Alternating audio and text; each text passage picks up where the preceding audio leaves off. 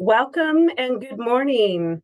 Today is the kickoff of our 2024 Geriatric Competency Series, brought to you by Coos, Curry, Jackson, Josephine, and Douglas counties. Next slide. Please mute your mic. Use chat for questions or comments. Slides will be available to you after the training. There will be a recording posted to our YouTube channel, and to claim NASW CEUs, please complete the emailed survey. Portland State University evaluates the initiative, so please complete the survey you receive to receive a certificate of attendance. Today's learning objectives are definition of capacity, gain knowledge about types of capacity, identify individuals at risk for impaired decision-making, identify the core ethical tension involved when individuals refuse professional recommendations, and learn how to access for decisional capacity. It is my pleasure to introduce Nirmala Dhar. She has over 36 years experience in behavioral health. She is the project director of the Oregon Older Adult Behavioral Health Initiative.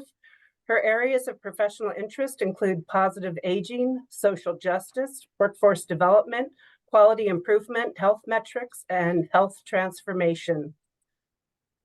We will be having a poll of 5 questions, so please complete this poll.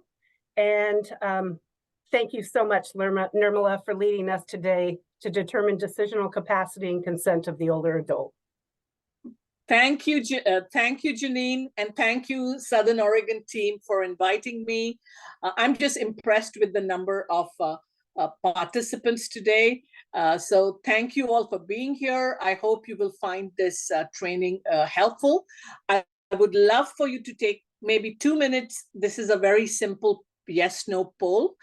It would give me an idea about who is in the audience, and for me to see whether I need to adjust my presentation in any way. So let's give it Janine another maybe 2 minutes, and then if you can put the results up, I will just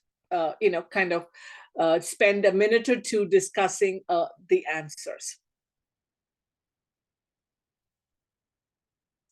And Janine, if you did not, I don't know whether you said this, if people have questions, please put them in chat or in the Q&A, and we will address them at the end. Just because I have a lot to cover, and that would be the best way for me to address any questions or comments you may have at the end of the presentation. And I would love for the folks who put in other, if you would in the chat, put what your role is, what you identify, that would be great.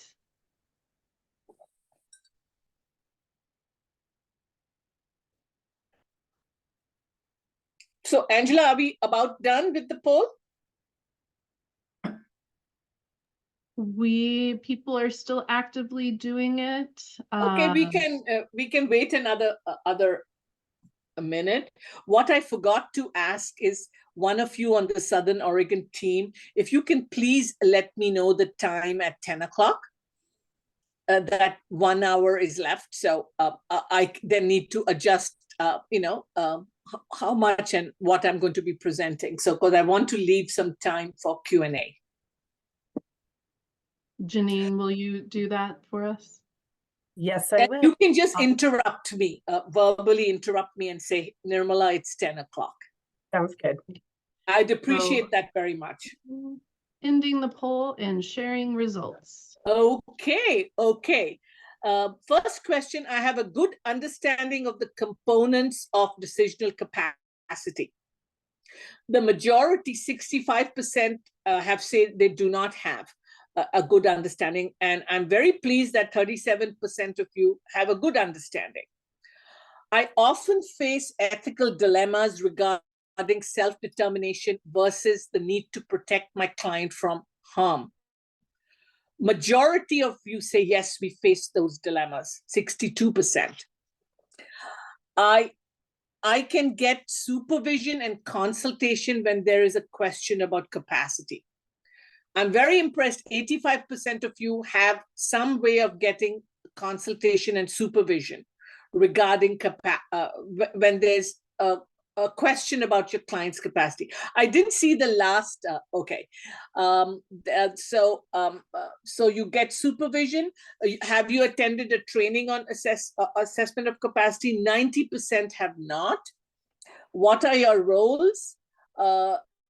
It's kind of a mix of everything, which I like, right from QMHAs, QMHPs, case managers, social workers, skills training, peers, managers, supervisors, CHW, hospice, and other. So thank you all for being here. That kind of gives me a good idea about who's in the audience. And with that, if you can move on to the next slide, I think Janine already went over my objectives, so I'm not going to go over them. So what is capacity? That's what you're all here to learn about. Capacity is the functional ability. Now, see, the emphasis is on function. Capacity is the functional ability to make decisions. And then more importantly, to put those decisions into effect. That means carry them out. So one is making the decision, yes, this is good for me. And the second part is, and I can do that. I can do that particular thing that I'm saying is good for me. Capacity is function specific. The ability to decide on a specific area of everyday life. So it is function specific, and we're going to talk a lot about that. Therefore, someone can have capacity to make some decisions and not have capacity to make others. Like I may have the capacity to decide what I want to eat for breakfast if I'm living, say, in a long-term care setting. I may not have the capacity to understand the risks, benefits, or the fine nuances of medications or treatment or some specific treatment. So, and you see, you can have capacity in some areas and not have capacity in other areas. So it is function specific. Next slide. So what's the difference, you may be asking, Nirmala, between capacity and competence? We've all heard the word competence, correct? Especially if you're working in mental health forensic, you hear that a lot. You know, we are restoring competence. They're going to the state hospital to be restored to competence. So what is competence versus capacity? Competence is a legal construct, and it is global and absolute. So it is a simple binary yes or no. And that means that's what competence is, and it is decided by a court of law. It is an enduring legal determination of incapacitation, typically made by a probate judge. Okay, so it is an absolute global construct. It is yes or no. Remember, I said capacity is different. Competence is you have it or you don't have it. Capacity, on the other hand, is a clinical construct. And I'm using the word clinical in its broadest sense. And it is viewed on a continuum. And we call that a sliding scale approach. Remember, I said competence is yes, no, binary, yes, no. Capacity is just the opposite. It is viewed on a sliding scale. And judges don't determine it. It's all of us who are on this call, if you're trained, determine capacity. And when I say sliding scale, remember I said it is function specific. You can have it in some areas, you can't have it in other areas. That is what is meant by sliding scale approach.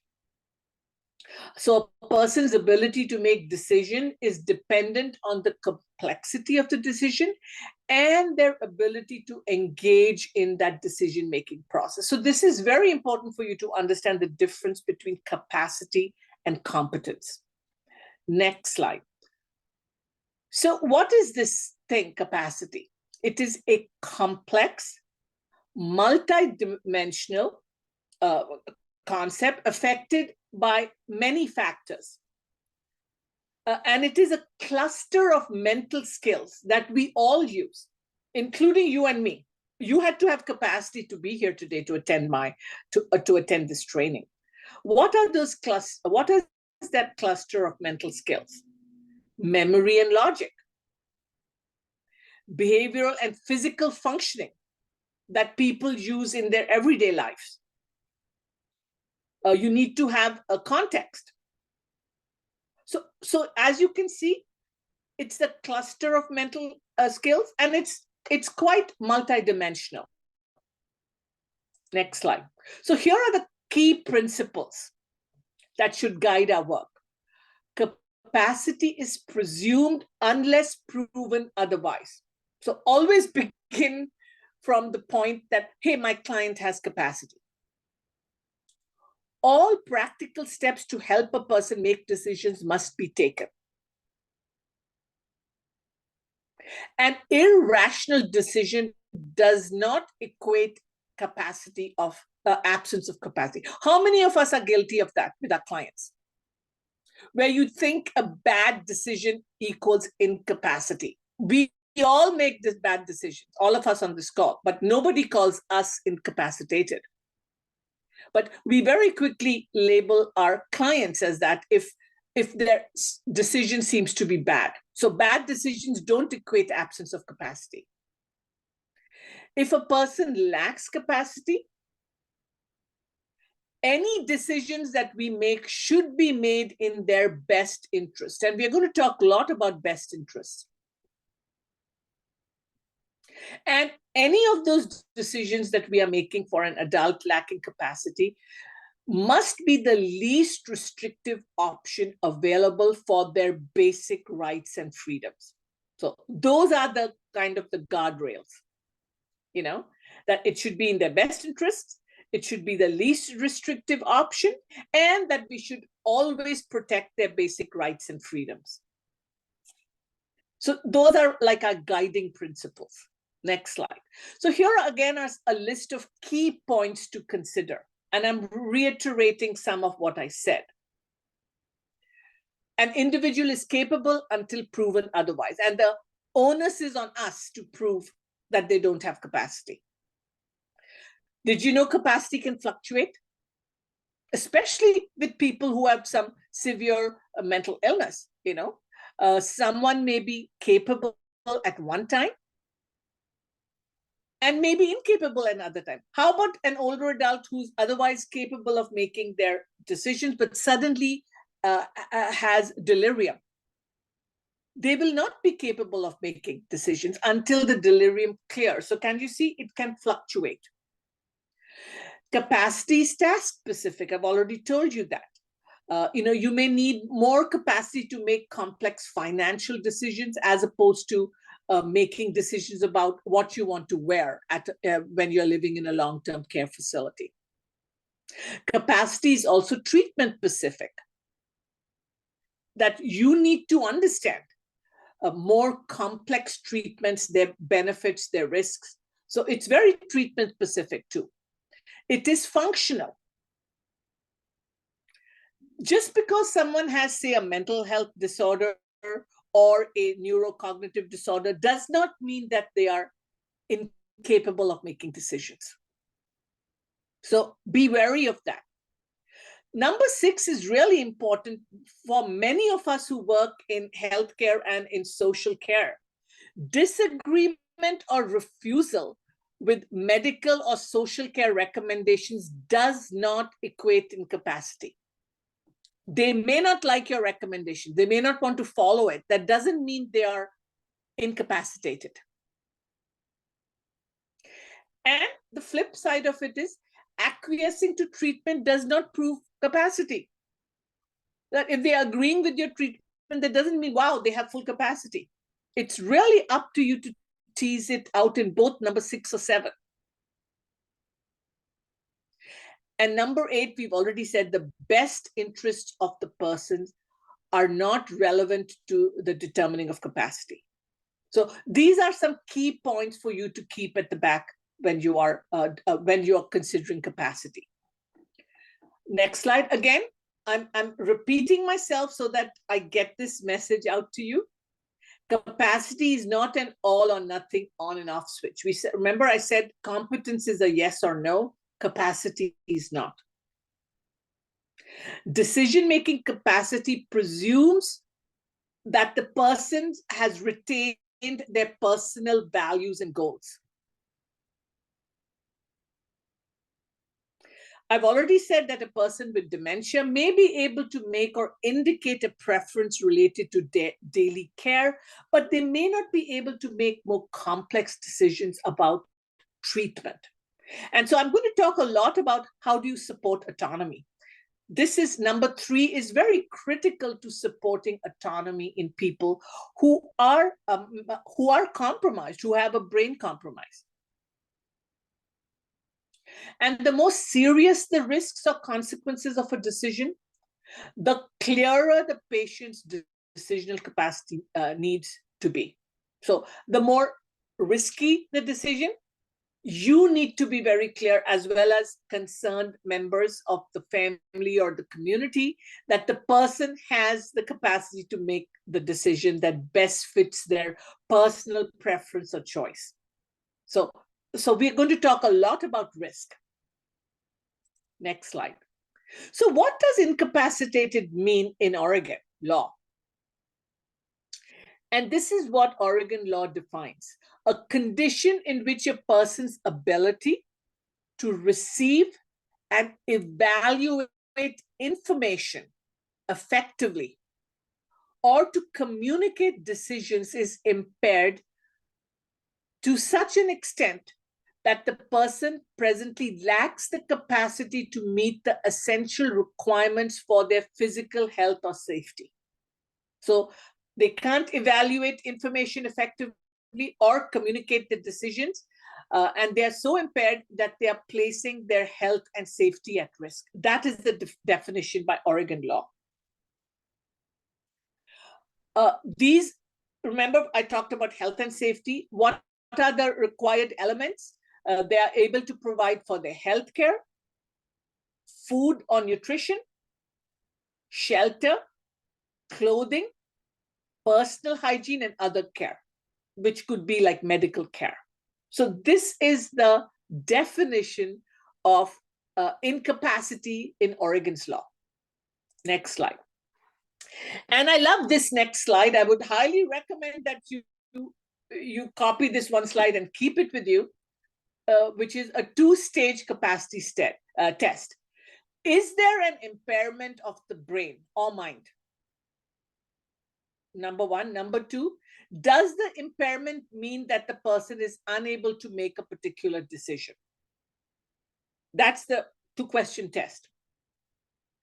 A person is unable to make their own decisions if they cannot understand information given to them, retain that information so that they can process it, weigh up the information available to them, which means weigh up means, really discern the risks and benefits, and then communicate their decision.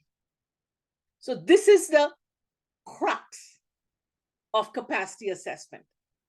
And of course, we're going to unpack it a lot more, but this one slide, if you copy and keep it, you will have a very good understanding of how this aligns, first of all, with the law and what are the components of capacity.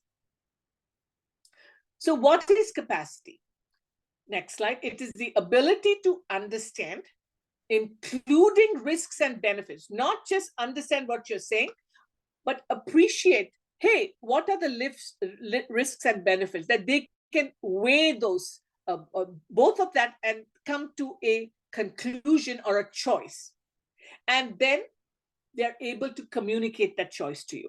And communication is not just verbal, it could be written, or sign language or anything. But the understanding, the weighing the risks, appreciating the risks and benefits, then using logic to make a choice, and then communicating that choice to someone. That is what capacity is.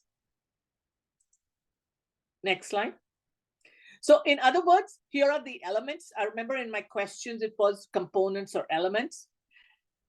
ability to express a choice, understanding, appreciation, which really means insight, and then reasoning, ability to state rational explanation or be able to process information, and that this information is also consistent with their values over time. Next time. So why is it important to have a capacity assessment? A functional assessment related to a person's capacity to decide and implement a decision is very critical in many of the areas of practice that we are. You all listed where you all work. I can gather where you work from the kinds of roles you play. So really, really important. But I think many of us, medical consent is a big one. When you go to the doctor's office, to the hospital, you have to give consent. That's a very big one. Sexual consent capacity, especially when you're living like in long-term care settings. Financial capacity, that you are able to manage your finances adequately. Capacity to drive, did you know that is a kind of capacity? And very important to all of us who work in the geriatric field, the capacity to live independently. And I will be talking about some real life examples. And this is coming right out. This is a resource in my resource list at the back. I would highly recommend that you look this up, the American Bar Association's citation. So very important. Next slide. So here is the criteria for you to be aware when maybe your client is showing signs of lack of capacity. They can't understand information relevant to the decision. You have tried to explain it. You've made every attempt to focus on health literacy so that you're speaking in plain English, you're giving them in multiple formats, but they still can't understand it. They cannot retain information for the time required. They may be manic, for example, and so they are very distracted. They could have severe dementia and don't have memory. They could be psychotic and they are preoccupied with maybe hearing voices. So they can't retain the information long enough to process it and make a decision. They're not able to appreciate the relevance of the information or to weigh the risks and benefits as part of the process of making that decision. And they're not able to communicate the decision in whatever format. So any of this is happening to your client, it should raise a red flag for you. Does my client have capacity? I'm very concerned. And then seek consultation or supervision. Like many of you said that it's available to you. Next slide. So here are some attributes of capacity. This is something else I would highly recommend you print and keep. They receive, comprehend, and relate, and they relate to relevant information that you're giving them. And you can see how the arrows, it can go in any direction. They express choice consistently. That means they're expressing a choice consistently. I don't like this, I like this. They appreciate the nature of their condition, whether it is putting them in harm's way or risk. So they appreciate that. They balance risk and benefits and burdens of choices. And they're able to communicate that in a very rational way to you. This is my choice. So here are key attributes for capacity. Now think about some of the clients you serve, whether you're an adult protective service specialist or an APD case manager or a QMHA working in a community mental health program. Where have you seen where it has raised a red flag? I don't think my client is understanding or appreciating the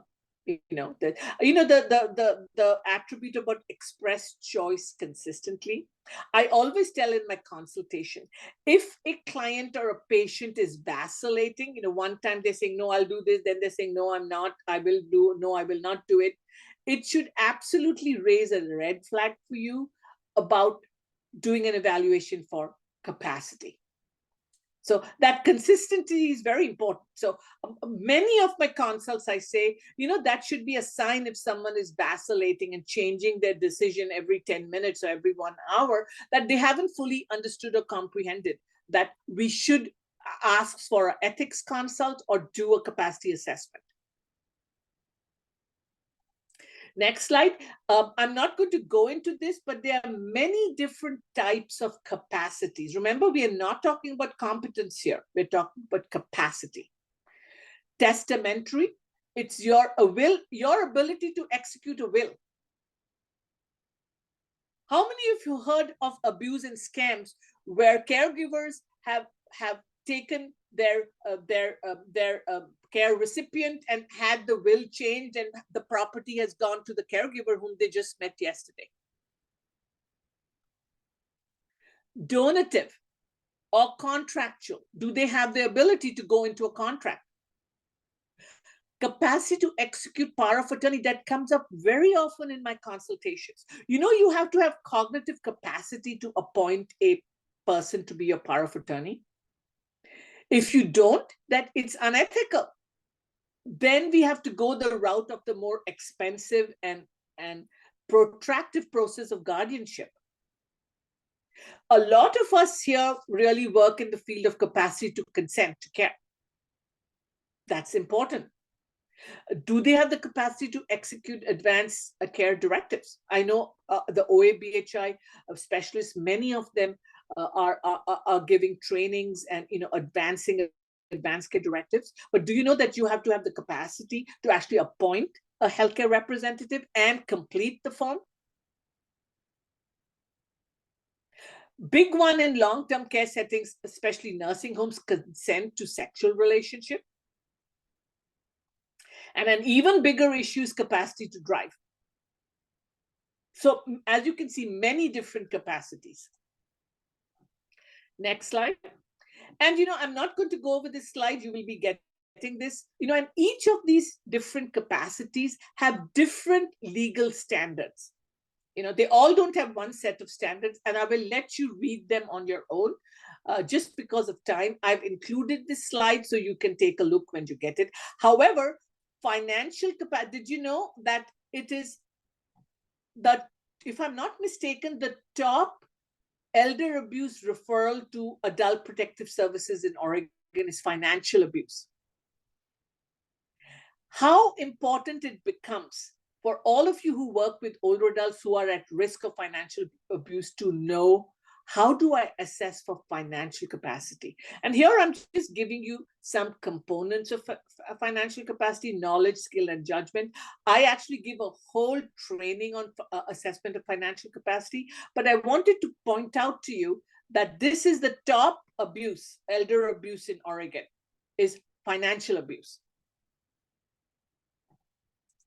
Next slide. So when do you ask for a capacity evaluation? Many of you said we consult, and we consult with our supervisors and we find out what's available. Why do one? It helps you in measuring the functional impact of cognitive impairment. It helps you to choose the types of resources your client need.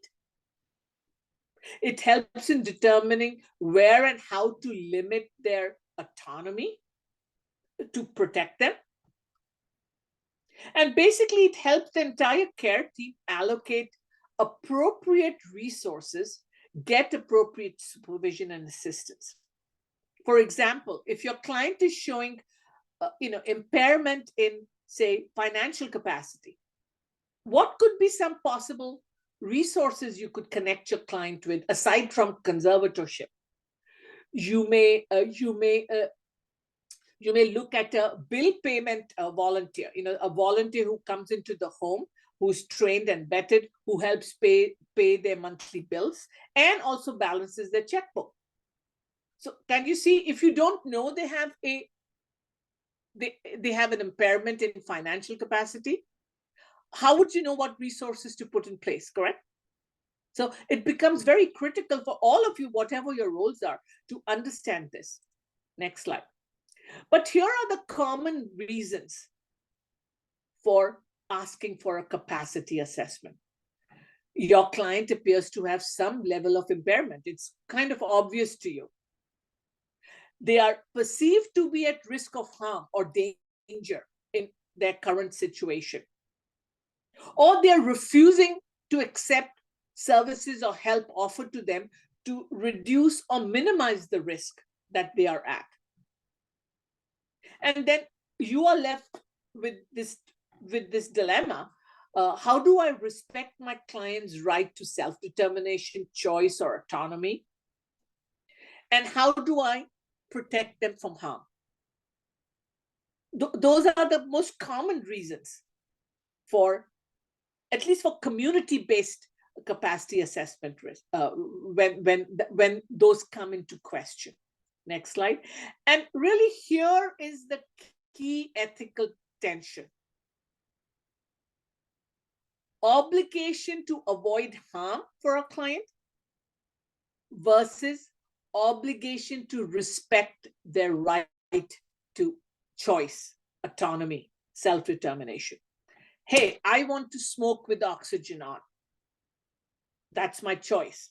And you are saying, you know what? You can burn the house down. How do you balance that tension? Because ultimately, that is the tension that we are working with, along with many other, which we are going to unpack. But for many of us, I looked at your credentials. This is really the tension. Self-determination, autonomy versus avoidance of harm or doing good for my client. Next slide. So who is at risk? Large groups of people who's at risk at decisional incapacity. Increasing age and cognitive impairment. I mean, it could be a dementia of many different types, places you at risk. Studies have shown that people with schizophrenia are more likely to lack decisional capacity than those with depression. However, severe depression, people with severe depression also lack decisional capacity. And among that subgroup of patients with serious mental illness, lack of insight into their disease is a very strong predictor of decisional capacity. No, I'm not ill. I don't have a mental illness. I'm not going to take this treatment. How many of you have written that lacks insight into his illness? That is a very strong predictor of decisional incapacity. Next slide. And then furthermore, any diagnosis or treatment that compromises mentation or the functioning of the brain is associated with decisional capacity. How about if you have brain cancer and you're getting chemotherapy to your brain? Of course, it's going to affect your mentation, correct?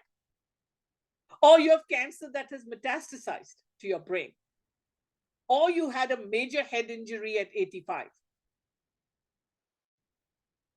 And then, we have a range of severity associated. Now, could you just go back? Now you can move to the next one. So here are some specific groups. Specific neurocognitive disorders such as delirium.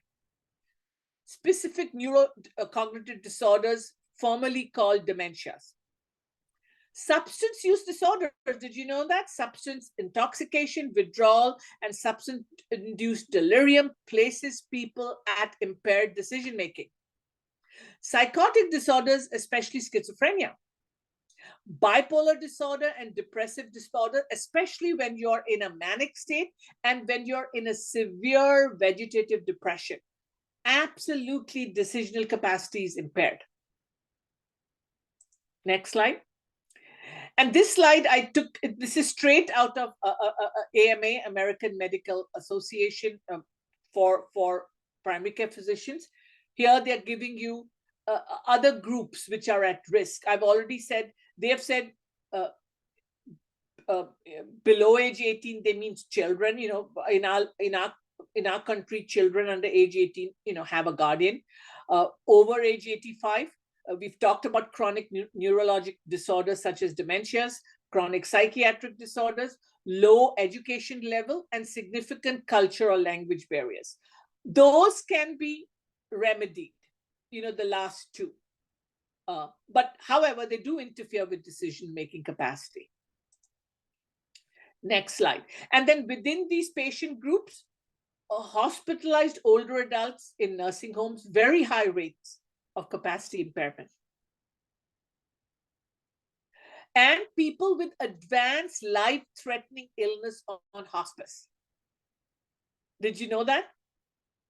And then, they did a chart review of many hospice patients. Less than, I think, 20% was there a notation about decisional incapacity. And here people are making life-altering decisions at end of life with really no one doing a capacity assessment.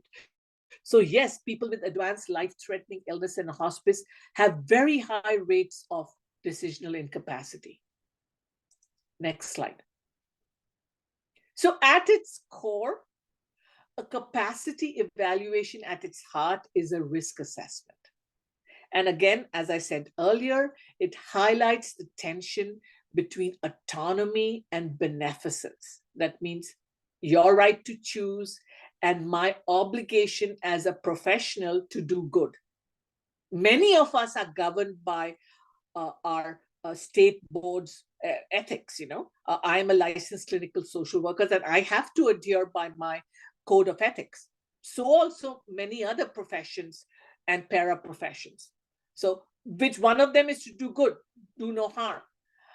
So this is the tension, and it's at its core, it's a risk assessment. Next slide. So what is this underlying doctrine? It is the doctrine of parens patria, the obligation. So it comes from a very old, Latin for the obligation of the sovereign or king to take care of the most vulnerable and less fortunate in their kingdom, which was often older people, sick people, poor people. That's the doctrine. So that's the underlying doctrine for this. And the two paramount principles under this doctrine is autonomy versus beneficence. Autonomy is the right to make decisions for myself. How dare you take it away from me? I can make my own decisions about my body, about where I want to live, what I want to wear, what I want to eat, what medical treatment I want. And our need to promote a person's well-being, doing good.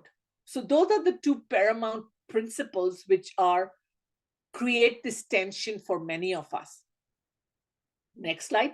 And here are the more traditional 4 ethical healthcare principles that we all should be aware of in our work, whether you're working in community mental health, you're a social worker in a medical setting, or you're a peer working in a recovery program. The 4 are, I've already talked about autonomy, your right to make your own decisions, and sometimes make bad decisions. Beneficence, improve or maintain the quality of a person's life. Interventions should always be justified by the benefit it brings to the person, not the benefit it brings to you or to your institution or to your health plan. That is the measure of ethical appropriateness for beneficence. And then there is non-malfeasance, do no harm. Your obligation to avoid undue risk and protect from harm. And the last principle in our healthcare settings is justice. So it is autonomy, beneficence, non-malfeasance, and justice. And by what do I mean by justice? Next slide. Fair distribution of scarce resources. That we call it distributive justice. We only have this big pot of money. How do I distribute it fairly? Do I spend this enormous amount on 2 clients who are wanting to exercise their autonomy and not follow whatever? Or do I spread it out and serve more people. That's, those are the decisions we are making every day, and it's really driven by justice. Second one is respect for all people's rights. Whether a person has schizophrenia or has dementia, they still are people first and have rights. And then respect for morally accepted laws. That's what justice is. Okay. Next slide. There are other ethical principles too, aside from the four, which I frankly talk a lot about. One is veracity. Your obligation to always be accurate and truthful in your interventions. And the last one, which I talk also a ton about, is fidelity. Your obligation is to serve the well-being and best interest of your client and patient without divided loyalties. How many of you are often in a situation where you have divided loyalties to the hospital you're serving, to the health plan you're serving, to the community mental health program? Have you had that tension? I certainly have. Where is my fidelity? And I always say that I'm going to risk everything, that my fidelity, my chief obligation is first to the well-being of my client, even if it means sometimes I have to make decisions which don't fare very well with my organization. So I really want you to look at veracity and fidelity. The veracity ethic was very much violated in America, often with our African American patients. You've all heard of some horrific medical experiments. That was a real violation of an ethical principle of veracity and on fidelity.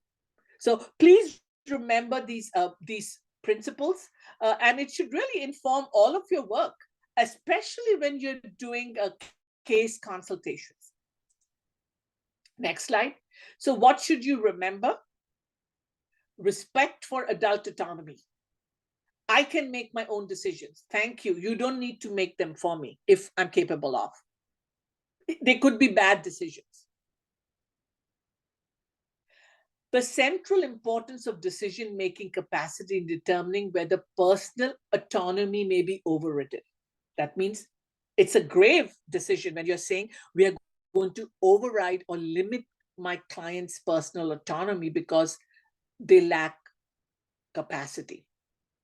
The concept of best interest in determining a course of action when the person lacks capacity. So these are some important key elements to remember, okay? So, I keep talking, next slide, about autonomy. Why is it important? Although there are many different definitions of autonomy, there is some general agreement about what it is. Personal autonomy refers to an understanding of human beings as being worthy of respect. This includes respecting a person's dignity, privacy, and their choices. Respect for autonomy is important in the context of health and social care, which many of us are engaged in this training, as it is central to person-centered care. Because in a practical sense, it's all about self-determination, directing our own lives. Who wants someone to direct their lives? Or any of you on this call today? We call that oppression, right? I'm being oppressed. Autonomy is the ability of an individual to direct how he or she lives on a day-to-day basis, according to their own values, beliefs, and preferences. And I don't want to get political here, but these were some of the arguments against, the Big Dobbs decision that was revoked by the Supreme Court, that it took away women's personal autonomy. And I'm not going to go into that, but think about it. In health and social care, this involves the person who uses services making decisions about the care, about treatment, and what services they receive, not some third party sitting somewhere else. That's what autonomy is. Next slide. And for many of us on this training today, informed consent is also important. Informed consent is an important practical example of the principle of autonomy. Did you know that? That when you ask for informed consent, you're actually you're elevating the principle of autonomy. To give consent to a medical or social intervention or service means simply to give permission. The definition of consent specifies the importance of communication and information sharing. The purpose of communication is to ensure that before giving a consent, people using that service have enough information to understand the care, support, or treatment they're agreeing to, and understand the risk and benefits. How many of you spend time with your clients when they're you go over the informed consent form with them? Do you make sure they understand? You know, I'm telling you, I worked 20 years in community mental health programs, and very often I was in that gray zone, trying to get informed consent from people who really were struggling often with their mental skills. So how many of you make it a practice to sit down with your client and actually go over the consent form? You know, this is what the consent is saying, this is what the treatment is. And then making that determination, yes, my client, I think, understands what I'm saying. So very, very important concept for all of us on this call today. Whichever place, wherever you work. Next slide. So, next slide. So, aside from all what I've said, autonomy, remember we talked about autonomy, self-determination, choice, your ability to direct your own life. There has to be a component of what we call voluntariness. That means you are choosing to act without any controlling influences. Your husband or your partner is not telling you you have to do this, or your institution is not coercing you to do it. It is voluntary. There were many parts in our history when it wasn't voluntary. So that's why I'm bringing up some of these examples. Intentionality. That means you're intentional. And then that means you're committed to the action, whatever would result. And then understanding and insight. That means you appreciate the situation, you understand the choices, you've done your risk-benefit analysis, and you have now developed a choice. So voluntary, intentional, understanding, and insight. Now apply it to some of the people that you work with. Have you checked for this? Okay, next slide. So what is risk? Remember we said at the heart, it's a risk assessment. Risk is conceptualized as the potential for a negative or an adverse consequence. And it could be due to a variety of factors. It could be due to environmental conditions, functional limitations, neurocognitive or psychiatric disorders, anything. I mean, it could be cumulative. Essentially, it will result in a negative consequence. So that is risk. Then there is severity of risk. How severe will the harm be, or the injury, or the danger, or the loss? And then there is something called probability of risk. How certain are you that this adverse outcome will occur today or in 1 year? I still remember I did a capacity assessment on a woman who lived in a trailer up in the mountains, near Welch's. I was called by APS to do the evaluation. And when I went to meet her out in Welch's, she was using propane gas and candles in this very small trailer full of papers, She had full capacity. She knew fire hazard, all of that. And so my assessment was she has full capacity. There is a risk There is a probability of risk that, that one day it could catch fire, but right now she has choice. I mean, she's fully capable of making the decision, and we left it at that. And a few years later, the adult protective services person called me and said, Nirmala, what you said turned out true. You talked about the probability of risk. Her trailer caught on fire and she couldn't get out. But I said she had full capacity. But there was a high probability of risk because she had all of these combustible materials in a very small confined space, and she couldn't escape. She couldn't get out. Next slide. So here is a good definition of risk. It is the determination of the possibility of an accident or danger in relation to a given situation or any existing recognized threat. And I can tell you many stories because I used to go out with adult protective services in Clackamas County. I can remember going to people whose home was cluttered, who had no egress to the door, who died when a fire happened. I mean, lots of situations where there was the possibility of accident or danger. However, risk assessment should not be focused simply on keeping, this is very important, that's why I've highlighted it, not be focused on just keeping residents safe at all costs. They should be person-centered and promote independent choice and autonomy by regular assessments.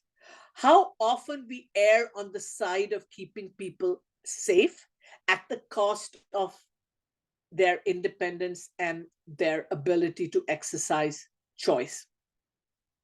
I call that being risk aversive, and we're going to talk a lot about at the end about the dignity of risk.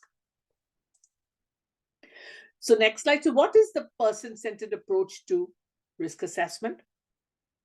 It takes a balanced approach with a built-in assumption that the purpose of any risk assessment is just as much about the happiness of the person, the family, and the community as it is about safety. The person-centered approach to risk uses questions around a framework of purpose, people, process, and progress. So it's not all about safety. It's balancing quality of life with safety. That ultimately, in community dwelling assessments, I know in hospital settings where people are in dire danger, maybe there's a different standard. But when I looked at who all you are, many of you are community-based. Next slide. So how do you assess this degree of risk? You're a case manager, you are a QMHP, or you're a peer, or you're an APS worker. What are the risk factors in this situation? Is there something like acceptable risk or safe risk? How long have these risk factors been present? What is different about the situation now that it's concerning you? What are the potential consequences with this risk? How significant are the consequences for the client and for others who may be living close by or in the same home? And what is the likelihood, remember, probability of this adverse event happening if the person continues to refuse? So these are the kind of questions you need to be asking. Next slide. And this is a really great framework that I got, and you can see my citation there. Ask yourself, is there a disorder that might affect their ability to make a decision? Remember, I talked about those groups of people who are at high risk. So is there a disorder? What are the actual risks, old or new? Imminent risk. What could be the consequence? Like, could they burn the building down? That's a very serious consequence, right? What restrictive measures have already been tried? Are the risks intolerable? And when are they intolerable? Risk has increased due to recent changes. Person has actually suffered harm from that particular situation. They're engaging in risky behavior, which they normally would have avoided. So something has changed in their brain or something. And that it is exposing risk to others, exposes others to risk. Imagine you're living in a foster home with 5 people, and one of you is on oxygen, continues to smoke in the living room with oxygen on. You are putting yourself, not only yourself at risk, but the 4 other vulnerable residents, correct? Because you can burn the house down. Very important factor. Is it only going to affect that person or others are at risk? Next slide. And here is again a slide that I would highly recommend you copy and keep. It is from the same author from the previous slide. And she talks about a model for considering levels of risk. In some situation, risk within a domain may be tolerable up to a point. However, beyond that point, it becomes intolerable. When we say intolerable, means high risk. Look at example of nutrition. A person eats at a restaurant, inappropriate food, maybe they have really serious diabetes, that's acceptable threshold. But look at beyond that threshold, unable to access food, the food is rotting, they're not eating, then that becomes an unacceptable risk. So I would really highly recommend that you look at this. Someone is not muted. Stop doing that.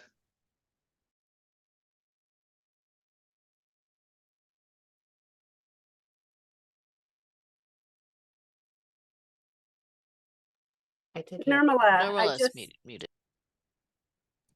Nirmala, you're muted, and it is just about 10 o'clock.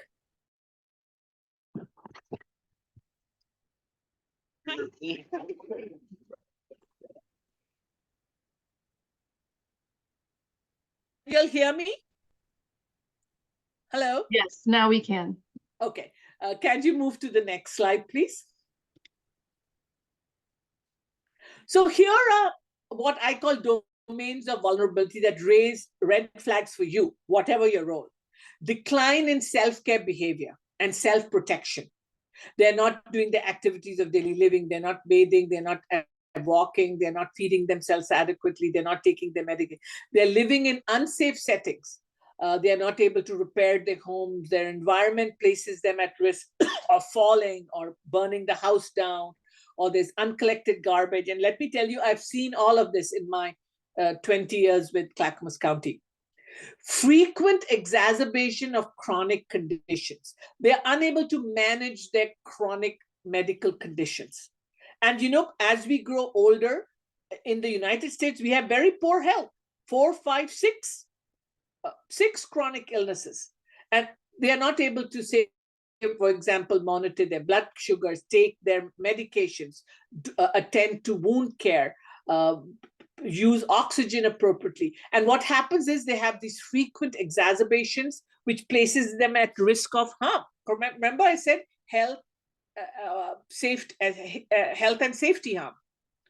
They are unable to do their activities of independent living, like go and shop appropriately, make a budget, buy food, use a telephone in the emergency. And then we've already talked about elder abuse, especially in the context of financial abuse. That would raise a red flag for you. Is there a question of capacity, or should I be doing something?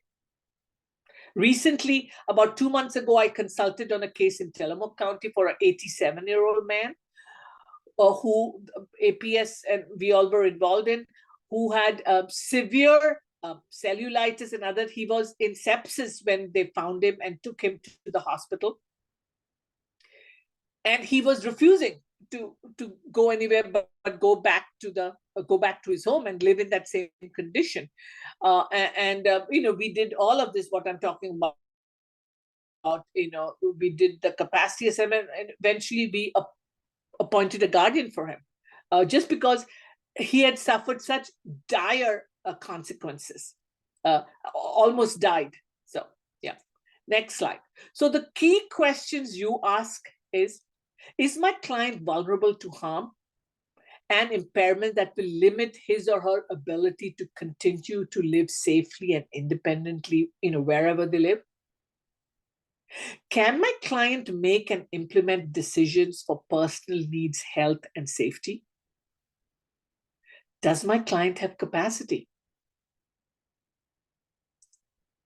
Next slide. And at the very beginning, I told you capacity is twofold. One is cognitive capacity, your ability to make a decision in the first place. The other one we call executive capacity, your capacity to actually perform the task or carry out that decision. For example, you may say, yes, I know I need to have 3 meals a day. But do you have the capacity to carry it out? Do you have the capacity to go shop, budget, prepare food, make breakfast, dinner, lunch? Do you have that capacity? That is the executive capacity. Next slide. So what is this executive function or capacity? It's your ability to plan, monitor, inhibit, have complex goal-directed behaviors. It involves judgment, insight, problem solving. All of that combined provides executive function. And guess what? It gets highly impaired in many of those groups of people who are at risk, I told you. Next slide. And here's a very quick next slide, kind of breakdown of what cognitive and executive functioning is. And I would recommend you take a good look at this when you get my slide deck. Next slide. What we have found out in the research, that many professionals, like all of you, have very little understanding about executive functioning. Look at the first bullet point. There's a disproportionate high prevalence of older adults referred by APS for decision-making capacity assessment with executive function impairments compared to any other cognitive domain like language or memory. APS workers appear to be more sensitive to memory, orientation than to executive function deficits. So they know very little about executive function deficits. They kind of focus on orientation and memory.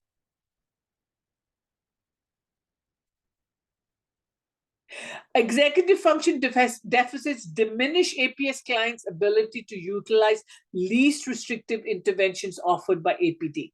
Thus, they have this revolving cycle because we have failed to do a good assessment on their executive functions. If we were to do those assessments, then we could target more appropriate interventions for our clients. Next slide. If your client can do all of this, they have capacity. They understand the facts. They understand the main choices. They can weigh the consequences, that means risk benefits. They understand how the consequences affects them uniquely, and they can tell you what their decision is. If they can do all of this, we say, hey, they have capacity. Next slide. You can skip this and go on to the next one. What capacity is not? There's no requirement that you have to act in your best interest. How many of you know that you should exercise at least 150 minutes a week? Do you all do it? It's in your best interest. I would say more than half of us don't do it. That doesn't mean we don't have capacity. Capacity is not a requirement to make the choices others think you should make. If you're a case manager and you see that your client is disagreeing with the options you're giving them, that doesn't mean they lack capacity. They're just disagreeing with you. That's what directing your life is, correct? Capacity is not what? There is no requirement for me to justify my choice to you. I don't need to justify why I don't want to go to the gym. I just don't want to go. So be clear and be very clear of our own biases, that we have this double standard that it's okay for us, but it's not okay for our clients. Next slide. So here are the 4 parts of decisional capacity. Remember, I talked about components: understands, appreciates, reasons, and can communicate a choice. Those are the 4 parts. Okay. Next slide. Here are again, I'm restating it.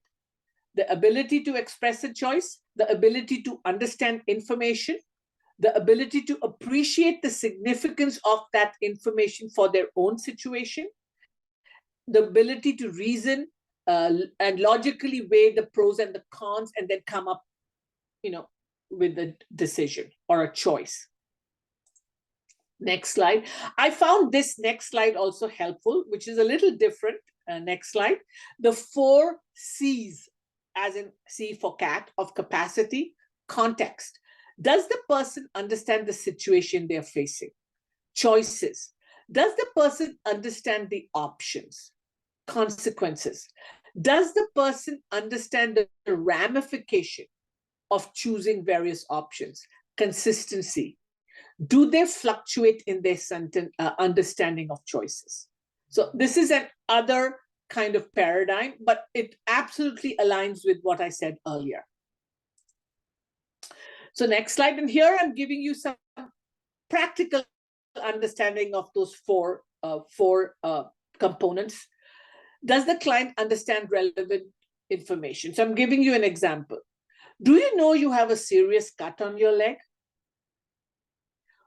2, what is the quality of the client's thinking process? How can you get treatment for the cut on your leg? Is the client able to demonstrate and communicate a choice? Do you want to get treatment for the cut on your leg? Number 4, does the client understand the nature of the situation? Ask, what will happen if you do not get the cut on your leg treated? So this is kind of a practice tip for you to better understand those components that I talked about. Next slide. So here's a sample of someone going for a dental visit. In your own words, please tell me the nature of your dental problem, the treatment or tests that have been recommended, the possible benefits and the possible risks, and possible risks and benefits of no treatment. So you're asking your client that. If there is a chance of risk occurring with treatment, how likely in your own words do you think that this will happen? Why have you been given this information? What will happen if you decide not to go along with the dental treatment I have recommended? No, they could say, I could get an infection and it could spread to my body, or they could say something like, hey, I don't know, but I just don't want it. Next slide. Please explain, next slide. Please explain to me what you believe is wrong with your oral health. Do you believe you need treatment? And what is the treatment likely to do for you? What do you believe will happen if you are not treated? And then, how did you reach this decision to accept or reject this treatment?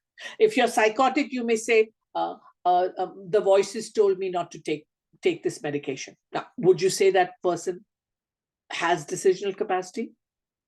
What factors were important? How did you balance those factors? Next slide. Communicating. Remember, that's very important, a choice. Have you made a decision? Can't you tell me what your decision about the treatment is? And you can ask them to repeat because you want to see, remember, that stability as opposed to vacillating. Next slide. It is and this is to all of you, provide short, simple sentences.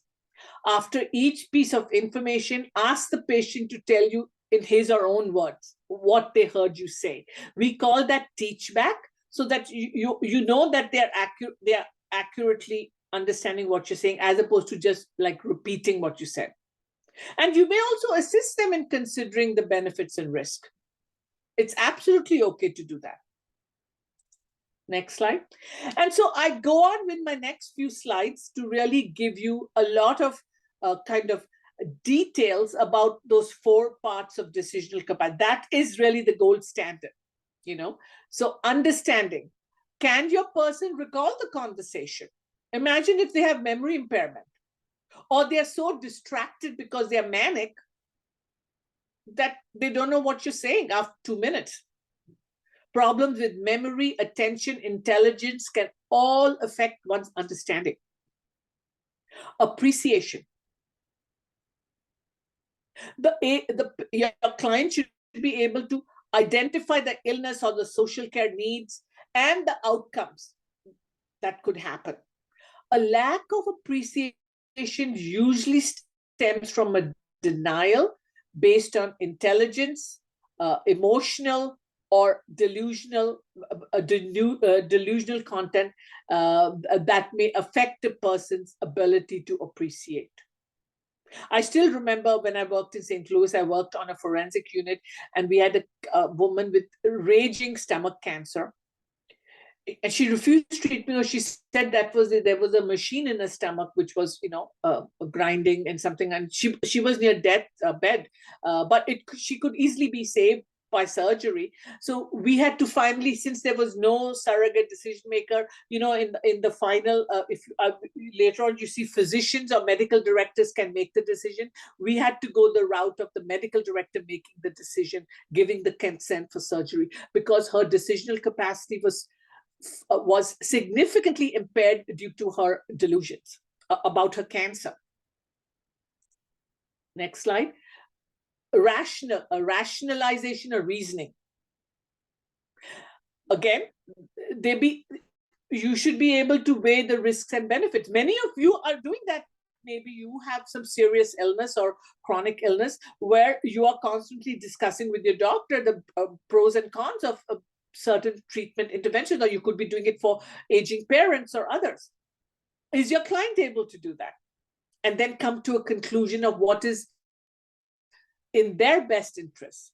However, this is often affected by people who have delirium, dementia, psychosis, severe depression, phobias, all of that, traumatic brain injury, even intellectual disability, seriously compromised. And the last part is communicating that choice. That they're able to tell you, after all this is what I've decided. Frequent changes back and forth. Remember, I talked about that vacillation. However, could be indicative of an underlying problems with decisional capacity. Next slide. So again, I'm really reiterating this because so many of you said y'all don't have, knowledge about the elements of decisional capacity. So I'm just, many of my slides are a little bit repetitive because I want to really reiterate. So very important to understand relevant information as it relates to that particular choice. Appreciate the information for one's own situation as opposed to some kind of abstract exercise. Your ability to reason and to consider and compare pros and cons, risks and benefits. And then finally, you deduce and come to a choice, and you're able to communicate that to your case manager, to your doctor, to your care team, whoever. Next slide. And I'm not going to go over all of these slides, but you will get this. But really, I again want to emphasize the importance of plain English. That really you should make every attempt to mitigate any barriers to your client's decision-making capacity. And one is not using legalese and highly professional language, but really making it very understandable. Next slide. Here are some practical application. Have a conversation with a client in which you present information related to the choice and see whether they process the 4 abilities that I talked about. Ask them to repeat the information back to you in their own words. Not just repeat it, but to paraphrase it. Because to paraphrase, you have to understand.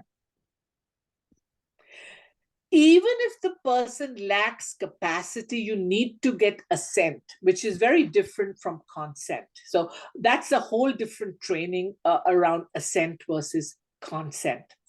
Next slide.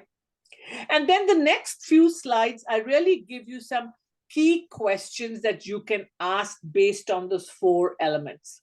For example, for Does your client understand what you're proposing? What is your understanding of your condition? Look at the last one. What is your understanding of what will happen if you do nothing? So the next few slides I've given you, next slide, I've given you a whole set of questions that you can ask for those 4 elements. You know, the next element is appreciate. Why do you think your case manager has recommended this for you? Do you think this is the best treatment plan for you? Why or why not? Or why are you opposed to it? Or why are you agreeing to it? Next slide. This is reasoning, you know, where they are weighing the pros and the cons. Are you balancing the pluses and the minuses, or the pros and the cons of this intervention? Do you trust your case manager? Why or why not? What do you think will happen to you if you do nothing? Next slide. And then their ability to communicate. You've been given a lot of information about your condition. Have you decided what option is best for you?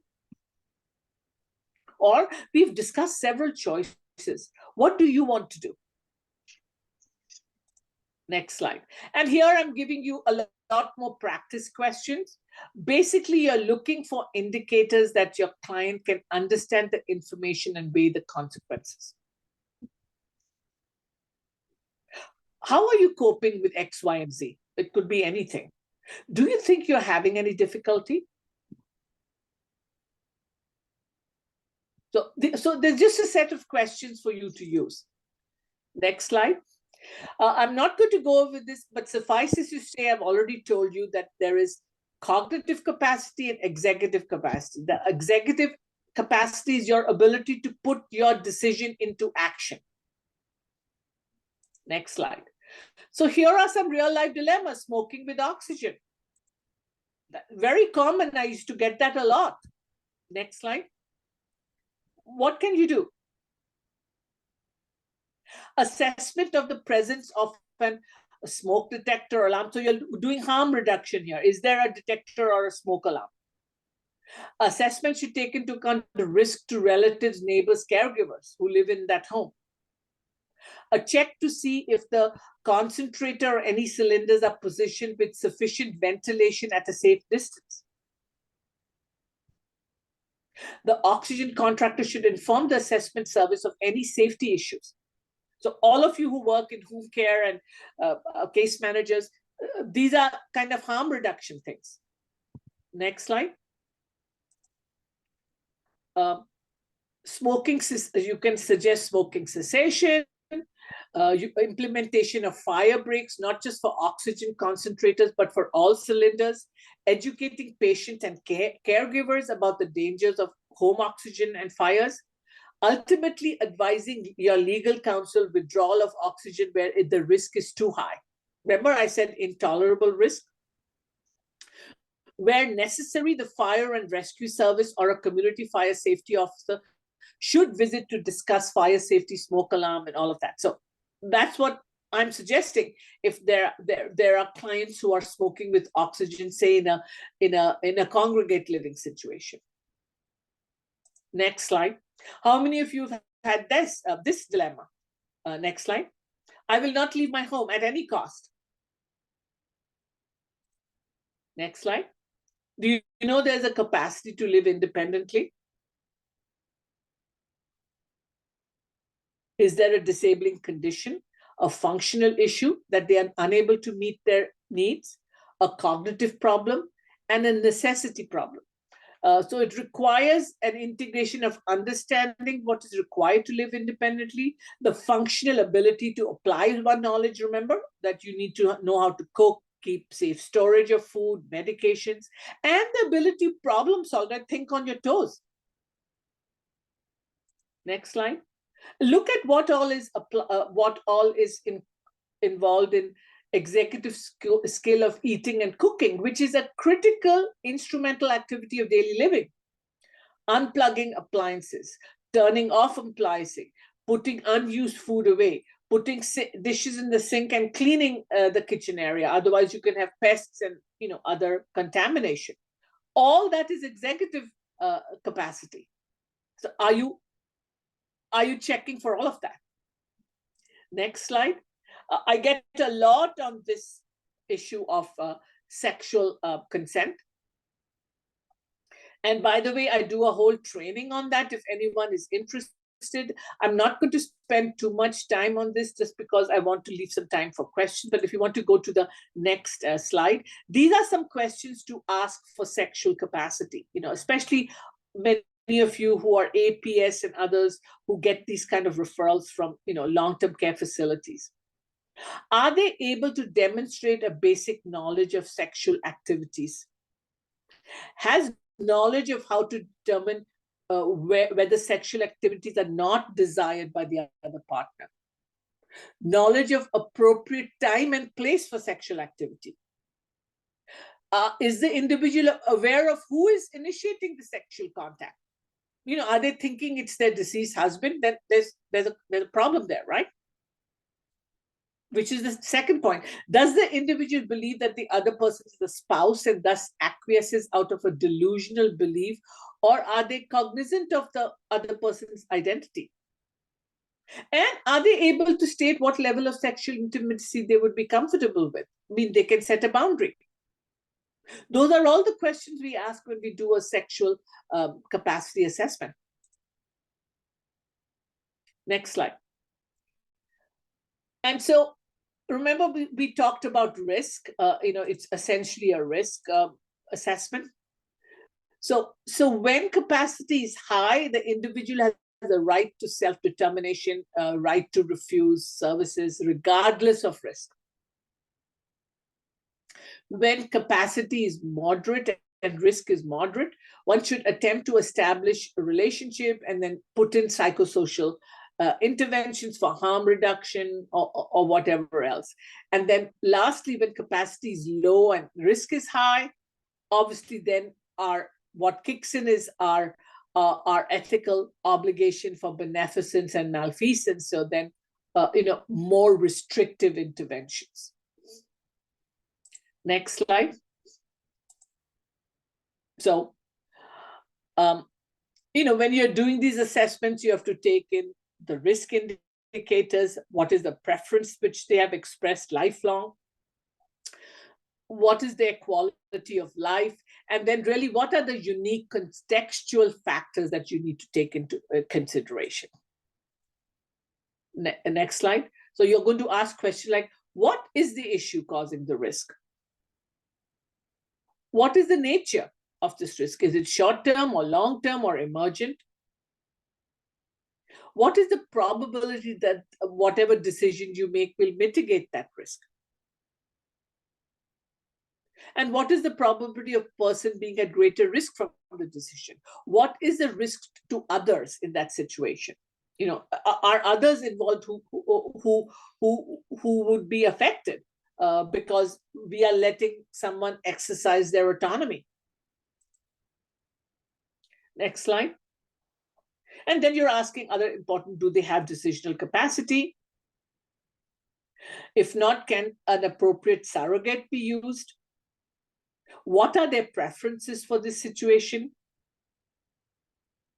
in terms of their history and their lifelong values around this?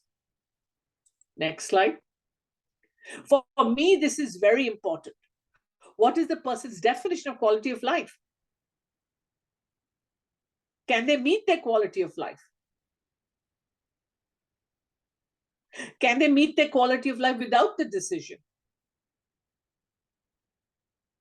What physical, mental, or social deficits will the person experience because of the decision you're going to put into place?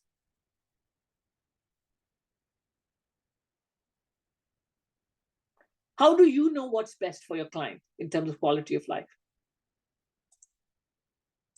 Next slide. And then remember those contextual factors. What are the family's issues weighing in on the decisions?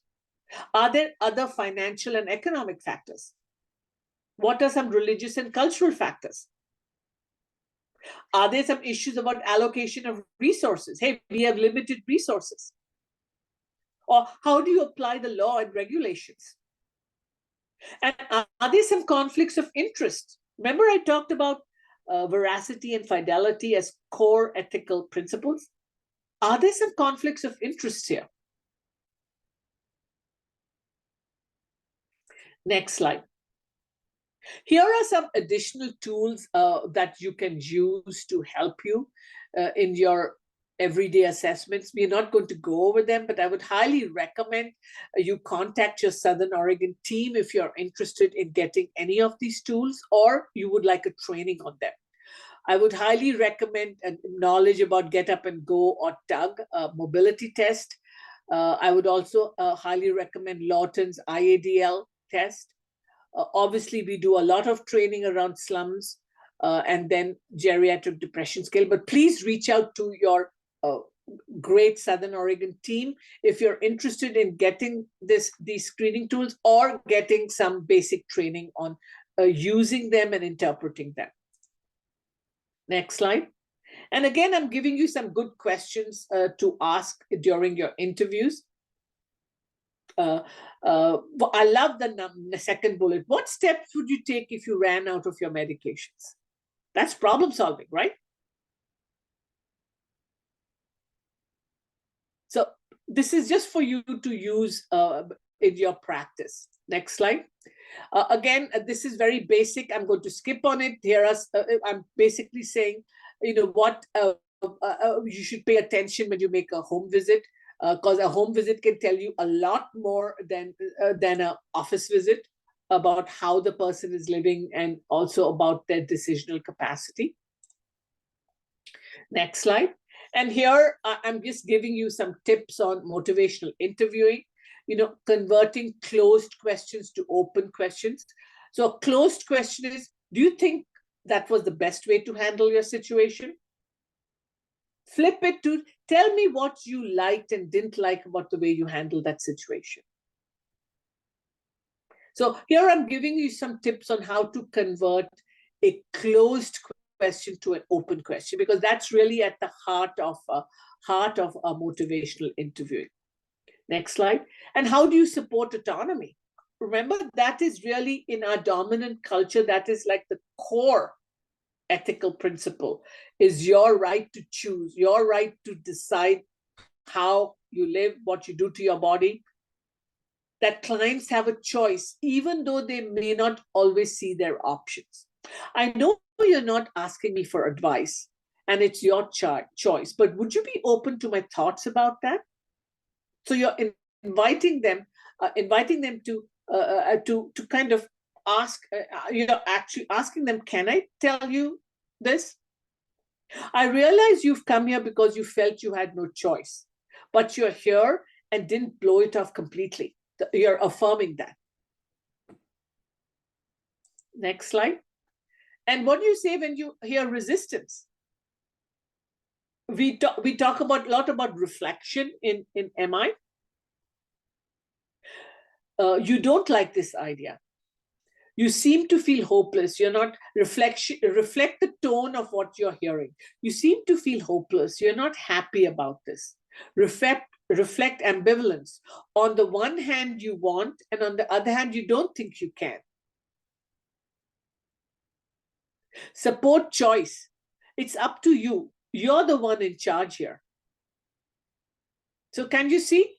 You're flipping, you're really flipping and reflecting back.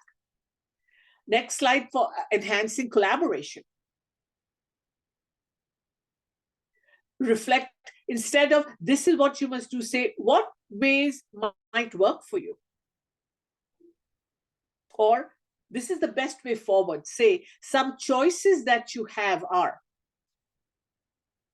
It's very subtle and nuanced, but it totally changes the tone. Next slide. Example of reflective language. I hear you say that you want. It seems as if. I get the sense that. It sounds like. That's how you should begin your sentence when you're reflecting back what you're hearing from your client. Here is eliciting change talk. What would be a good thing about changing? What would your life look like 3 years from now if you changed your problem? Why do you think others are concerned about you? Next slide. Here are some questions for people who don't want to change.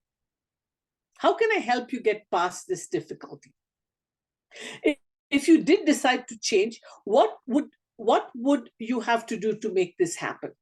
You're still leaving them in charge. Next slide. And for very resistant clients, suppose you don't change, what might be the worst that could happen? Or what is the best thing you could imagine that could result from changing? And I'm here, next slide is, really some quickie questions to evoke what we call change talk. I like number 2. What do you like about, on the other hand, what has been not so good? Number 3, it seems like you're not ready to give this up right now. When you look down the road, what would be some of the future signs that may cause you to reconsider?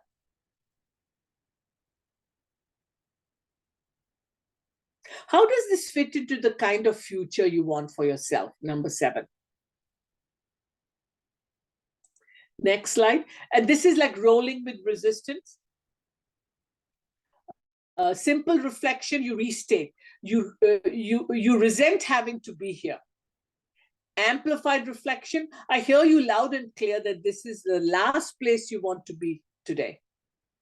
Double-sided reflection, you don't want to be here, and yet I can tell that you made the effort anyway to come here. I like number 3 on the other column, emphasizing personal choice. It's my job to inform you of available services and to encourage you to participate in your case plans. It's up to you to decide what, if anything, you are ready, willing, and able to do. I can't decide that for you. That is like rolling with resistance for your client. Next slide. So there are lots of screening tools for cognitive cognitive assessment. Again, we give separate trainings on them. If you're interested in any of these, please reach out to your Southern Oregon team for more information on either a training or on the tool itself. Next slide, the tool that we are teaching a great deal on is really the SLUMS, which is St. Louis University Mental Status. Many others have also been trained in Montreal Cognitive Assessment. They both are equally valid and great tools, except SLUMS is free. It's in the public domain. However, next slide, we need to be cautious about cognitive screenings. They are not in itself determined capacity. So please take a moment when you get my slide to read, what are the caveats to this. Next slide. Remember, I talked about how often we all err on the side of limiting a person's choice. Why? Because we are risk aversive. And often I ask people, whose problem is it? Is it your problem or the client's problem?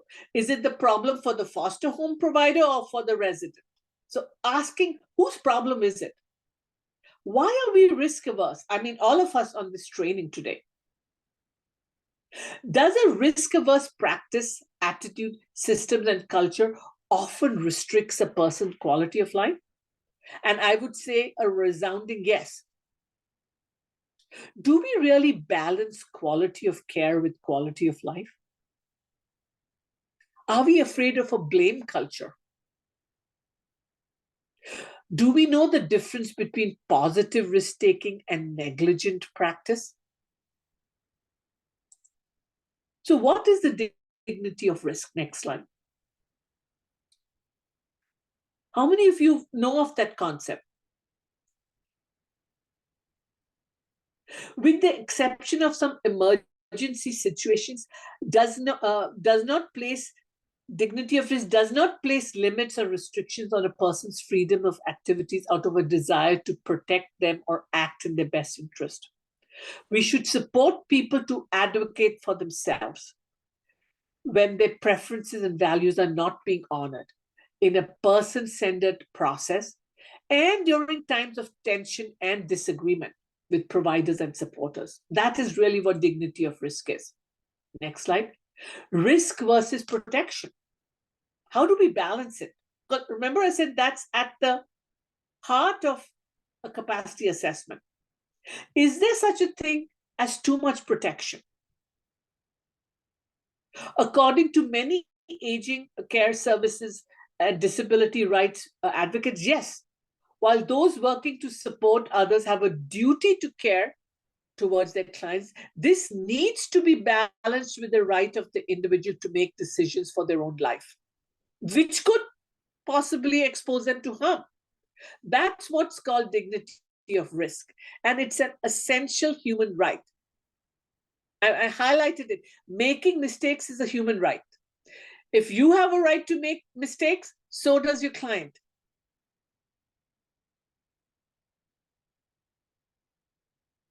Next slide. Many of you may be working with clients with dementia or with other kinds of brain compromise. So it's very important to identify what are the risks in the context of their life: physiological, safety, love and belonging, esteem and identity. Then identify the risks, weigh the risks that you are doing it as a part of your care planning, and then identify current and past strategies that have worked to either do harm reduction or mitigate that risk. Next slide. And here's a nice guide for shared decision making. What is being proposed?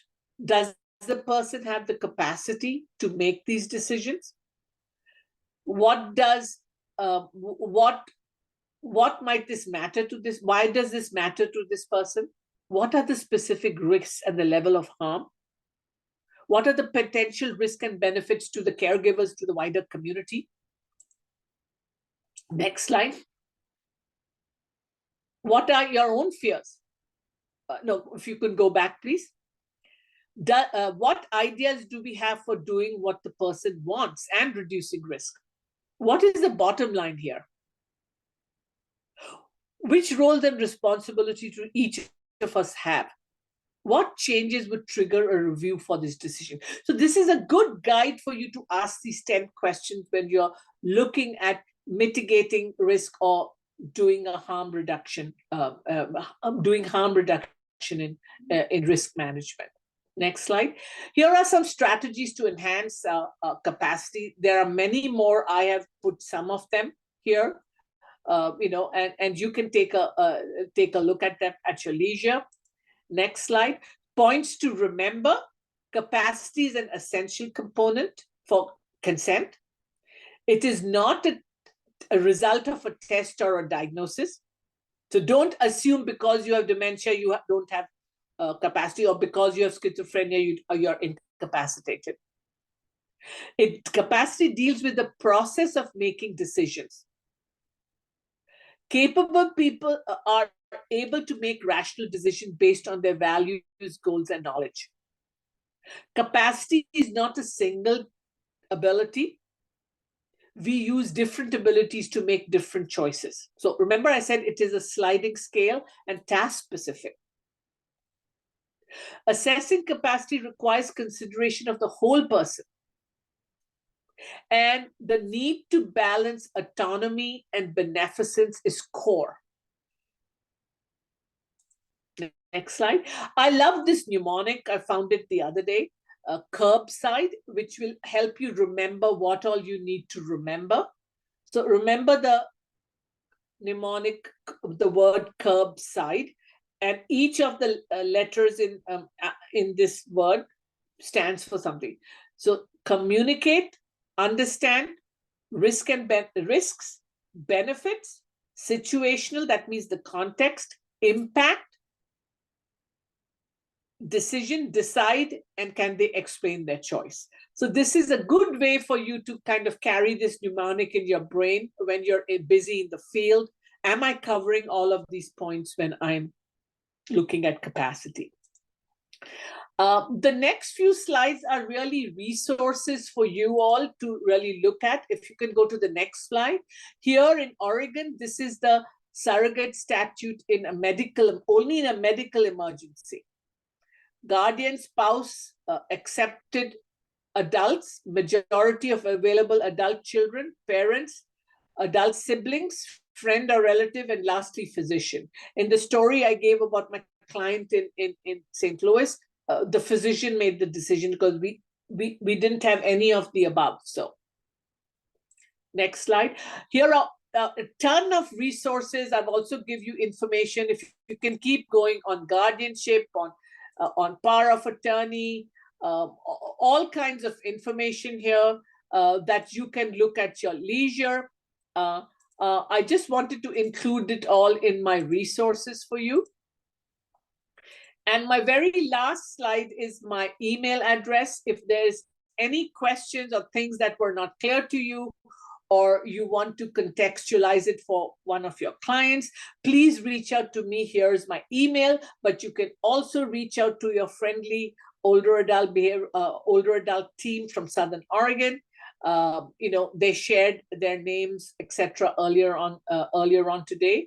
So I thank you all for sticking it out with me, and I'm going to ask Angela to kind of remove my the PowerPoint, and I'm happy to take questions. Can we go to can you? Yes, I am happy to take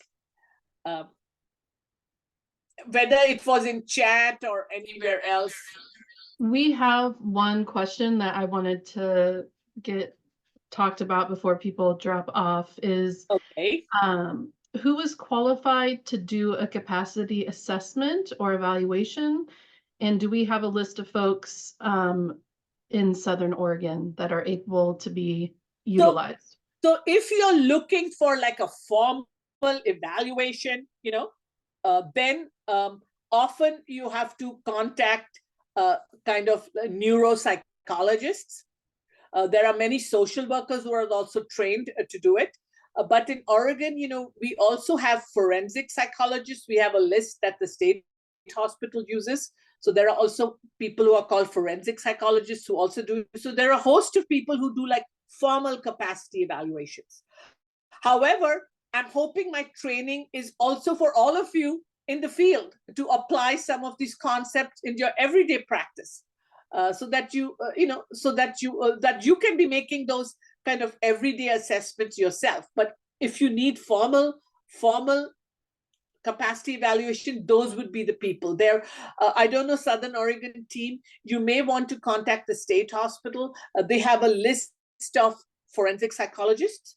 So that I always, that's a good source. But also look in your region who are some neuropsychologists who do capacity assessments. They will really do a full neurological, like a neuropsychological testing, which is a lengthy process and expensive. Let me warn you about that. It's not cheap. So many of you who work in hospital settings, Asante Health or Providence, you have access to ethicists. They are on your staff. So you can always ask for an ethics consult. I would also strongly urge all of you who are from Southern Oregon and work directly with a complex care clients to think about creating a ethics consult kind of team. And I'd love to be involved in that discussion, where all of you who don't have access to ethicists, who don't have access to supervisors who have really deep knowledge about capacity, can we come together and create an ethics consult team that once a month you can bring complex cases where there's an ethical component that y'all want to talk. So that could also be one way to look at it. But really looking at that forensic psychology list, and then looking at your Southern Oregon, who are in private practice who are doing neuropsychological testing, or there are many social workers who may not do neuropsychological testing, but who are well versed in doing capacity. I used to do capacity assessment in my role as the geriatric mental health specialist when I was with Clackamas County. I used to do for the courts, and I used to also do for like long-term care settings where referrals were made to me for, say, capacity to consent for sexual relations. So really exploring your area, what's available. But I would highly urge many of you to look at creating that ethics consult team, like a community-based team. Melissa McGuire has a question. She's raised her hand a couple of times. Please, Melissa, go ahead.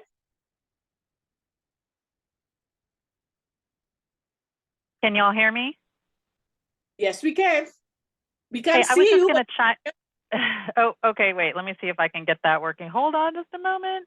There we go. Nice to see you, Melissa. Hello. Nice to see you all too. So, you know, as a social worker here at Asante, I was just going to, you know, share a little bit about our experience, you know, related to the questions of how do we decide when a formal capacity assessment is needed. You know, in the hospital, we have access to resources and that the community doesn't necessarily have access to. But I think, you know, if you're working with a client, I think probably one of the key pieces is going to be to work with their PCP. My understanding is that in the communities, you know, PCPs are often the ones referred to do that, just, you know, a basic assessment. And then based on the outcome of that assessment, could work with whoever it is, you know, in the patient social support system that's interested in potentially, you know, providing extra support. But yeah, I think the primary care physicians are probably going to be a great go-to for that. Susan, I saw your expression.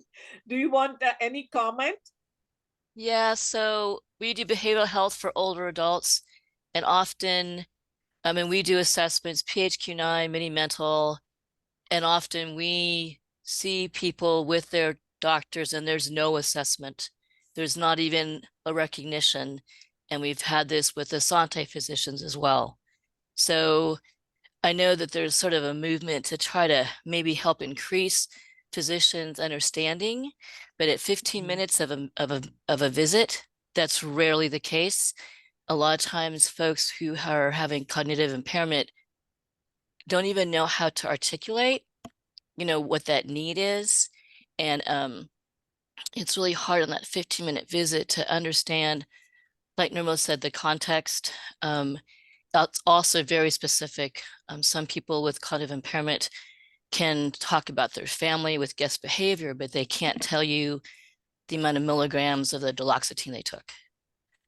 So I think it's really hard for PCPs to be able to do all of that. And often we will fax recommendations to the PCP recommending a neuropsych exam. I really wish it was the case, Melissa. I wish it was the case. Yeah.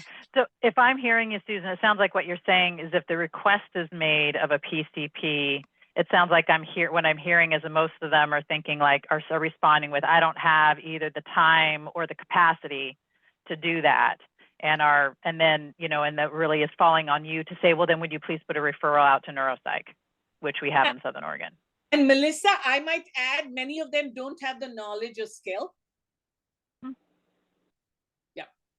Yeah, I would agree with that. Yeah.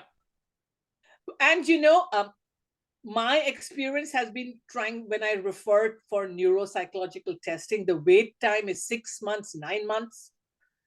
It's not easy to get, you know, and then what happens is these assessments are 4 hours or 5 hours long. And these are people who are agitated or very depressed or, you know, have other comorbidities who can't sit for 4 hours. So that's also a challenge. And then off what I do, and if anyone is interested, I have a list of questions that I send to the neuropsychologist so that they don't write their general template clinical assessment at the end, but they are very specifically answering my questions about the concerns that I have seen within their living arrangements or in the context of their life. So I generally send a list of questions to the psychologist even before they see them, that aside from all your battery of tests you're going to do, these are the questions that I'm really looking for you to address. And I'm happy to share them with anyone who wants to. And we have one more question from Lonnie. Mhm. Yes, ma'am. Lonnie Douglas. I'm with the Ombudsman's office. I cover Southern Oregon. Mhm. Often when we're dealing with capacity, questions about capacity, we're dealing with residents who may have had a guardian put in place or been placed in memory care. But when we're engaging with them as ombudsmen, it seems often that they have capacity and are able to make decisions, even though those have been put in place. Good example is I have a resident who had a TBI years ago. She's in her early 40s, is in a long-term care facility, and has a guardian, but is limited in so many things that basically she's locked away in a facility. Mhm. And yet she's able, everything that you said to me about her being able to articulate what goes on with her diabetes, knows her medications. I mean, this woman seems to have capacity and such, but she doesn't necessarily make good decisions when it comes to her diabetes. And I guess the Nor question, do I. I make very bad decisions about some of my healthcare right, issues, the but I question, have capacity. right, and the question I have is, I guess, is, what would be our best recourse if, you know, I- if you have a situation like that where it's questionable that the person shouldn't be maybe Right. in memory care, or Lonnie, I am governed by my social work code of ethics, and it would be absolutely incumbent on me to actually advise them that we should challenge this guardianship. right. And I've done it, by the way, with clients in the past where we have removed the guardianship. Very often, to get into memory care, sometimes that's the only placement available, that you have to have a guardian, otherwise you can't get into memory care. So remember I talked about fidelity and veracity. When you place someone in a memory care and force a guardianship on them, that's what the system requires.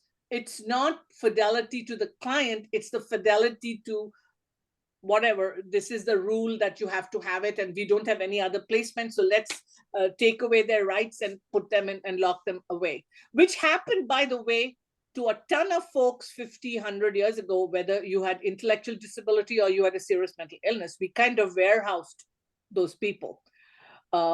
Currently, memory care, I know I talk to a lot of memory care, they say we will not take this person unless there's a guardianship, and the person may not need that kind of locked facility. So Lonnie, I don't know, what code of ethics governs your work, but in my code of ethics requires me to do no harm. So I would be advising the case manager, whoever is attached to this home, that you really feel this woman has full capacity and that you should be looking at alternative living arrangements, and actually even maybe petitioning the courts for limited guardianship or something. Okay. Thank you. Remember that fidelity ethical principle. Please look it up. It's so important in our work. Is my decision conflict free? Was the best interest of this woman the priority when we placed her in this locked unit with taking away her civil liberties? Right. Well, and I noticed that, like, I think that there would be less issues because this woman's in a special contract facility for residents with traumatic brain injuries, but I don't believe the facility really does the HCBS stuff, like community inclusion, getting the residents out. I mean, if they were doing a lot of that stuff, I think that there would be less of a question of it. But if the resident is just basically, I mean, the only outings that this woman gets is going to the store, or maybe, I mean, we've been pushing, so she now gets to go to church. But I mean, she can't even have she's 43 years old. She can't even have a relationship with anybody without people freaking out. And she does seem to have capacity. I am a little curious about the what you called the the executive capacity, because that I think is what they say is, what they're saying is, yeah, she understands things, she's really smart, but she has impulse control. Well, dude, I got impulse control. I mean, I eat Slim Jims and Cheese Whiz for lunch. I mean, so Lonnie, you make a very good point, and this is a complex one, and Right. boy, there's a lot of room for education there with staff. I wish that we had more time, folks. I see that Melissa has either a last question or comment. Melissa, I give you 30 seconds because then we need to wrap things up. Sure. No, just related to patients whose capacity shifts and potentially improves, because it makes perfect sense that, you know, perhaps a patient might have been hospitalized for an acute issue, lack capacity, needed a guardian, but over time might improve. One of the things I would recommend is and I think this is similar to what Nirmala said, is going to the team at the care center where they're living, going to their PCP and advocating, if nothing else, for a reevaluation of their capacity by whomever it is that evaluated them in the first place. So I think that advocacy piece is really critical. Good point. And that is certainly possible. Well, folks, we've come to the end of our time, and we want to give you just a little bit of info to wrap things up. I know many of you have asked about receiving materials. Absolutely. We always share the PowerPoints, and Nirmala actually has a few more pieces of info that she wants us to pass on. So you'll be getting info. And you'll be getting a follow-up email within the next couple of weeks with links to surveys. If you don't need formal NASW credits, you only want a certificate of attendance for your boss to know, yes, I was there, then please help us out with the PSU surveys. Help us out with all surveys, actually. We need to show the state and the folks that give us money that we're doing a good job and that you want more of this. So take the surveys, and you have to for the CEUs. If there's any questions about that, reach out to your specialist in your region. Our next trainings, you're going to want to make sure you've got on your calendar. We've got Nirmala training again at the end of the month, Thursday, February 22nd from 1 to 2:30. We'll be navigating APD eligibility, how to partner with our aging services provider for behavioral health providers. And that would be any of you that are on this training.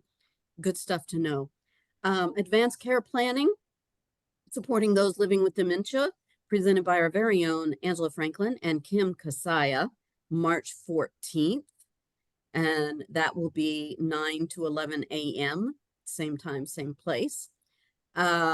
We hope to see you all there. If you have further questions, if you need help registering, reach out. We're here for you. Thank you, Nirmala. Always a joy and always edifying, informative. So take care. Be kind to yourselves and each other. Go forth and conquer. We hope to see you in a couple of weeks. Thank Over and you. out. Bye.